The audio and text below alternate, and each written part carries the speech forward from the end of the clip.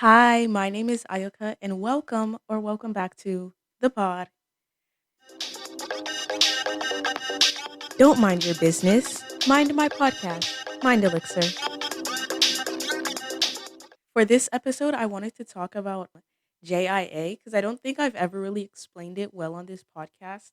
And I'm not sure if a lot of people know about it, but it's a pretty common thing.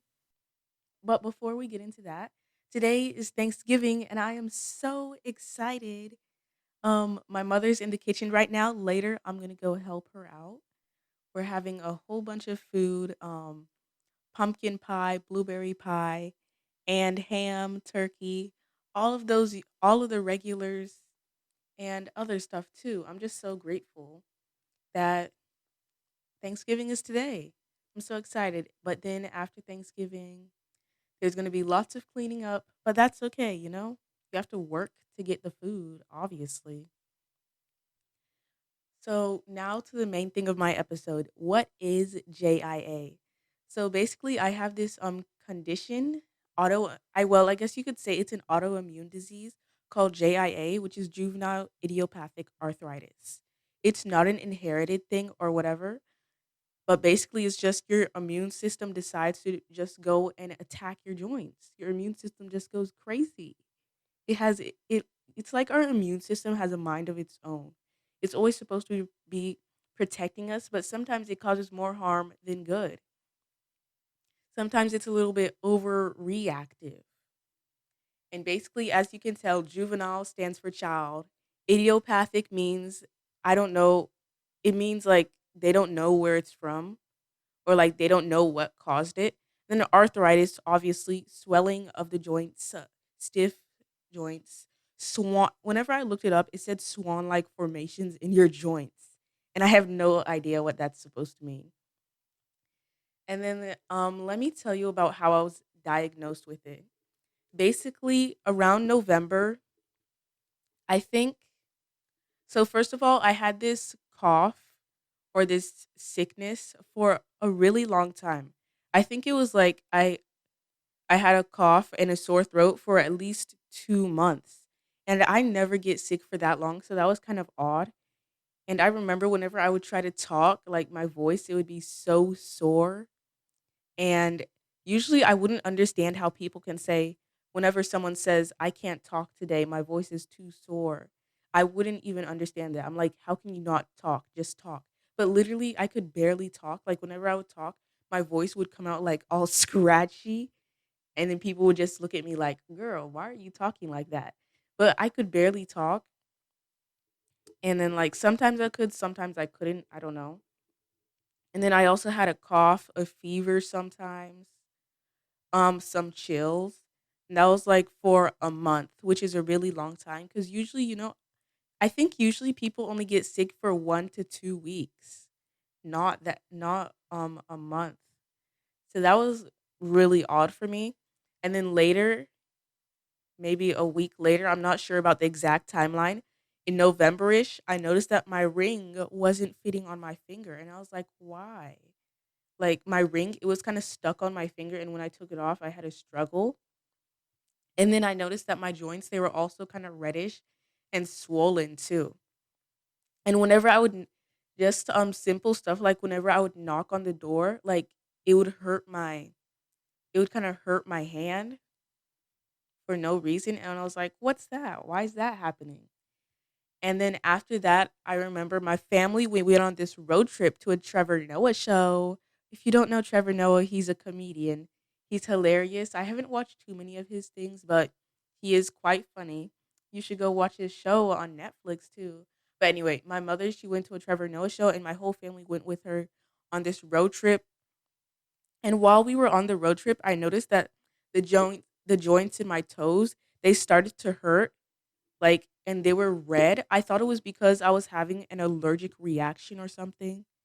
They were just, like, red and kinda swollen, and I kept on taking off my socks, and I was looking at it like, "What the heck is this?"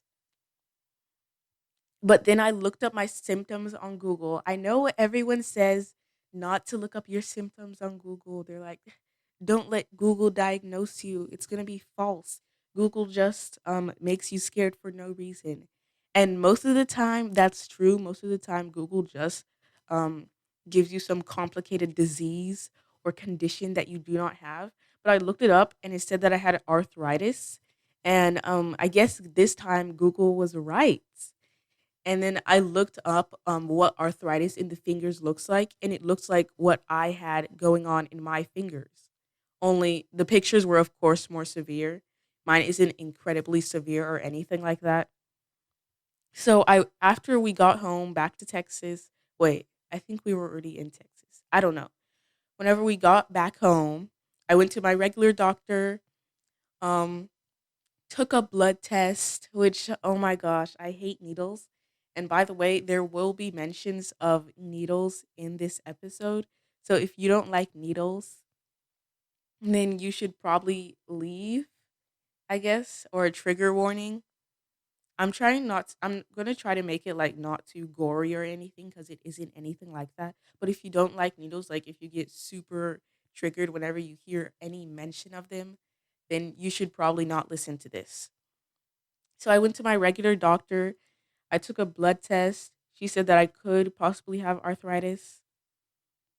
And then after that, I went to my I went to this rheumatologist at Cook's Children's, and I love to say the word rheumatologist because it makes me sound fancy, like I could be like I instead of just saying I had a doctor's appointment, I can say I had a rheumatologist appointment today. Sorry. And then people will be like, "What's a rheumatologist?" It makes it sound a bit more fancy smancy. Anyway, I went to this rheumatologist at Cook's Children's, and he looked at my joints. He observed the way like my fingers bent and stretched and how I moved my arms. And like for some reason he looked at my neck too, and I think into my eyes. Actually, I think some of the stuff he did was just like extra stuff. Like I don't think that was really necessary or something because like yeah, he told me to do some silly stuff I think too. But then after all of that, he observed the way all my joints and stuff moved. I had to take so many blood tests. Like, oh my gosh, that was so stressful because I had not drank any water that day and they needed to collect 7 vials of blood. And like it's already hard for people to I already know like it's hard for people to get blood from me because like I guess my veins are skinny or something. I don't know, but they had to take a whole bunch of blood tests. They had to get 7 vials of blood literally, and I had not drank any water. They literally had to prick me on the back of my hand twice and then in the crook of my elbow too. I think I got like pricked 4 times. And they had like the whole nursing squad there trying to calm me down cuz I was sweating like a lot because whenever I'm around needles for like a long time or they're just like waiting a long time, it makes me really stressed out. So I was like really sweating. I had to hold the lady's hand. And we were like playing I Spy on the wall as they drew my blood. That was so stressful. 0 out of 0 would not recommend. Well, I would recommend the nurses, but the ex- the experience itself would not recommend. And so now I have juvenile idiopathic arthritis. And basically, they treat it with, well, at first, my original doctor, she gave me steroids, not the kind that make you buff and strong, because we would not want that. That would not be a cute look for a 15 or 14, 15-year-old girl. Almost forgot my own age. That would not be a cute look. Well, I was 14 at the time. That would not be a cute look for a teenage girl to be all buff and strong. It wasn't the type of steroids that made you strong. I guess it was the type that just made your immune system calm down. And then my rheumatologist, he prescribed me this thing called methotrexate, which I used to call meth for fun. Um, which by the way, don't do drugs, kids. Don't do it. It's not a good idea. I took methotrexate for a while. It was basically just I had to take folic acid pills for absorption every day, and then I would take 6 pills of methotrexate on Fridays. And I think it's also something that a lot of people with some people with cancer, they take way higher doses of that. of methotrexate because I've heard that people with arthritis, yeah, a lot of people on arthritis, they may be on a low dose of chemotherapy. I'm not sure if that's exactly right, but they may take similar things in lower doses. And then after methotrexate, maybe around a few months ago, I switched over to this shot called Humira. And the reason I had to switch over was because I started taking Accutane, and my dermatologist, she said that Accutane, it could have negative interactions that could actually make me get arthritis, worsen my arthritis. And the methotrexate with the Accutane, could have negative interactions which could worsen my arthritis, and we would not want that. So basically, I now take Humira, which is, I guess, it's called a biologic, and it's really expensive. Like, oh my gosh, dang, you would not want to look at that price tag. And it comes in an automatic pen form, and then also it comes in a regular needle, regular syringe form. And I have it right here. I have the practice pen right here. I just take off the cap, take off the other cap, and then I press it into my thigh or my stomach, press it down, and it makes that loud sound. I don't know if you can hear it.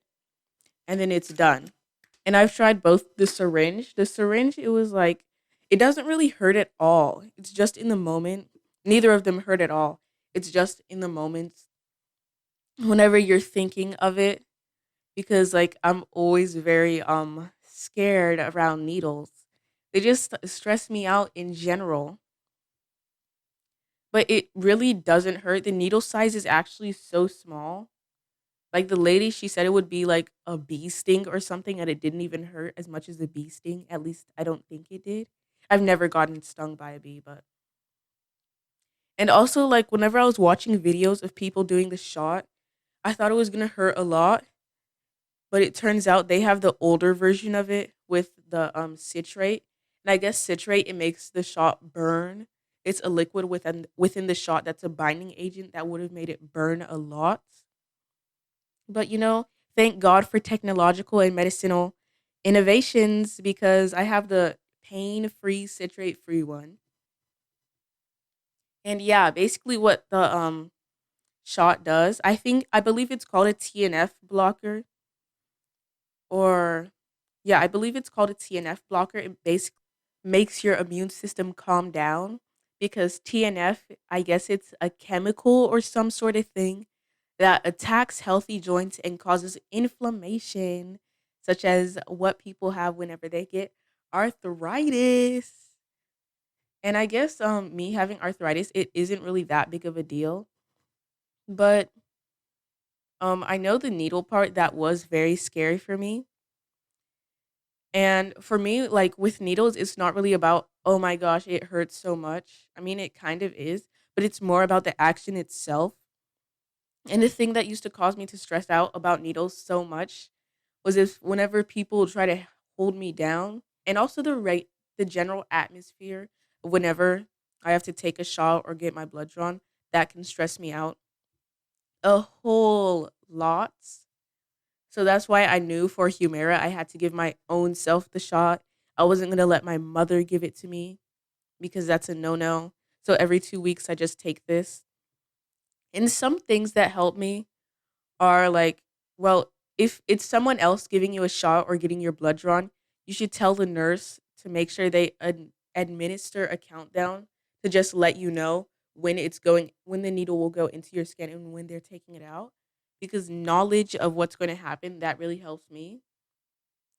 And especially if you're getting your blood drawn, make sure to drink a lot of water, else they'll have to do it a whole bunch of times.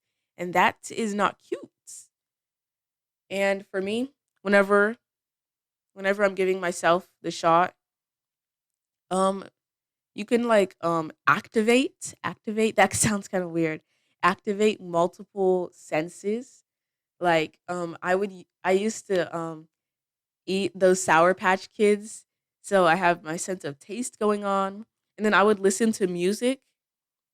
So you kind of distract yourself instead of just focusing solely on the shot going into you. It's like multiple things to focus on at the same time. And then I know some people, they're probably wondering how arthritis itself feels. For me personally, it is not that serious. I got like a less severe version of it. It's probably actually gonna go away in 2 years or so. I'm gonna be taking the medication for 2 years, I think. So it'll probably go away by then. The Humira, it actually works like so well. I'm so happy. Like it literally feels like I don't even have arthritis anymore. Like there's no swelling, no pain, no stiffness at all in my joints. It works way better than the methotrexate. So I guess it kind of was worth the price, maybe. I don't know. And then I guess arthritis itself, it feels like a kind of burning sensation in your joints, and your joints, your fingers, they feel stiff and red, and it's like you can't really move them that well, and it hurts, and sometimes it feels like you're imagining the pain. I'm not really like it makes me feel as though I'm not sure whether the pain is actually there or if I'm imagining it. And that's what I remember how it felt like. And I know there's people with more severe cases than mine. Like some people that have to literally as a kid, as like a baby, babies have arthritis. I know most people, they think, OMG, arthritis, isn't that a old people's disease? Well, they're like, oh my gosh, my joints hurt too. I guess I have arthritis. Girl, no, you don't. Well, I don't know. I'm not a medical doctor or anything, but like, I don't know how to describe it. It's like more than that. And some people have really severe cases. I feel so bad for them because some people will think that they're faking the pain. And I know there's so many more worse invisible illnesses.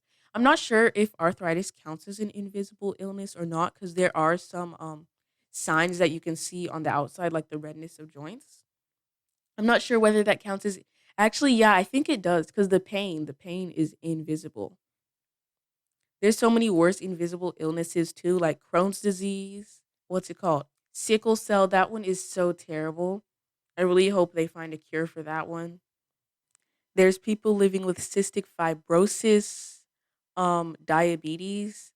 I'm not sure if those count as invisible illnesses or, well, probably not illnesses, just maybe disabilities, I guess. I'm not sure the proper terminology for it. Now, of course, I can't speak on those because I don't have them, but yeah, that's it. So that is me, and that's basically the story of how I was diagnosed with JIA, juvenile idiopathic arthritis. It's really not that big of a deal. You can basically still live out your life with at least the type that I have. You can live your regular life. It doesn't really obstruct with anything or cause a whole bunch of pain because I'm on the medication, as you know. But thank you for listening to this episode. If you have any questions about arthritis, feel free to DM me on Instagram or email me at my email. And don't forget to subscribe to my YouTube channel too. I'm starting to upload my episodes there if you want to listen on YouTube. And see you later in the next rendition or edition of my podcast. Bye.